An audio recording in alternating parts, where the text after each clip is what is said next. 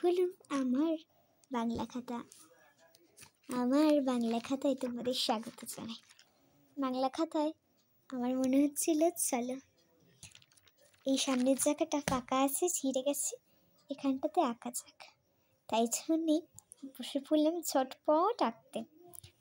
অনেকদিন ধরে ভাবছিলাম আঁকবো কিন্তু আঁকা হচ্ছিল না।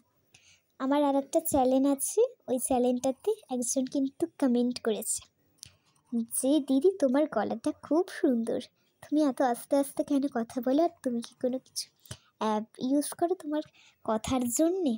আমি কোনো অ্যাপ ইউজ করি না, তাও জানি না আমার ছোট্টবেলা দিয়ে গলাটা এরম কেন।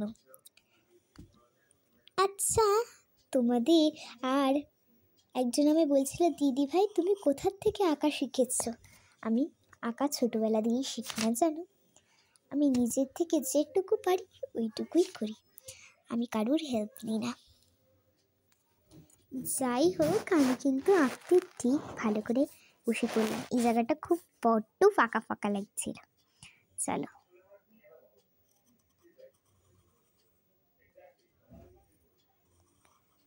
আমি কারোর থেকেই আঁকা শিখিনি, সত্যি কথা বলছি। যা বলিব সত্য বলিব, সত্য ছাড়া কোনো দিনও মিথ্যে বলব না। সেটাই আমি মেনে চলি আমার মা বাবার কাছ থেকে।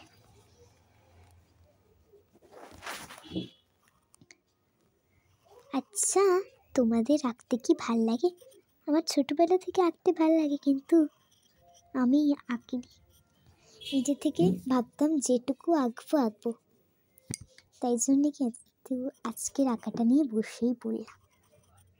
এটা আমার নতুন চ্যানেল, ভাল লাগলে কিন্তু সাবস্ক্রাইব করে দিও। কিন্তু তোমরা একটা কথা বলবে, এখনকার দিনে না সাবস্ক্রাইবটা আর দেখা যায় না। আগে যেমন দেখা যেত কত সাবস্ক্রাইবার হয়েছে, কত না কি হয়েছে সাবস্ক্রাইবার, তো এখন না আর একদম দেখা যায় না। আর আমার স্ট্যান্ডটা বারবার আমি যখন মুছছি তখন হয়ে যাচ্ছে, খারাপ হয়ে যাচ্ছে, আবার বারবার ঠিক করতে যাচ্ছে, আমার ভালো লাগছে না। তোমরা অনেকে বলো আমি নাকি খুব শান্ত মেয়ে, আমি একদমই শান্ত না, কিন্তু সবাই বলে আমি মিথ্যে কথা বলি। আচ্ছা না, আমি মিথ্যে কথা বলি, শান্ত মেয়ে, কিন্তু সবাই যেন আমায় বলে শান্ত মেয়ে। এবার আমি তো সেটা একদমই বিশ্বাস করি না আমি শান্ত মেয়ে কিনা, কারণ নিজেকে কোনোদিন ভালো বলা যায় না। এটা আমার কে শিখিয়েছে জানো? এটা আমার মা শিখিয়েছে আমায়। নিজেকে কোনো দিনও ভালো বলবি না, কোনো দিনও কিছু বলবি না, নিজেকে ভালো বলবি না। জানি না কেন বলি, কিন্তু মা যেটা বলে সেটাই আমি মেনে চলি।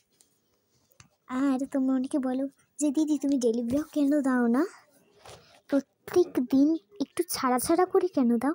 আসলে জানো, আমি না আসলে আমার নিজের ফোনটা লকই জানি, তো আমি তাহলে কী করে দেবো? মা যখন খুলে দেয় তখন একটুখানি নিয়ে যদি ব্লগ বানানোর যদি স্ট্যান্ডটা যদি ভালো থাকে তাহলেই বানাই, নাহলে কিন্তু আমি একদমই বানাতে চাই না, কারণ মা সবসময় কাছে ফোন থাকে আর আমি আমার নিজের ফোনটুকু লক পর্যন্ত জানি না। সবাই জেনে অনেকেই অবাক হবে, আমি নিজের ফোনে লক জানি না।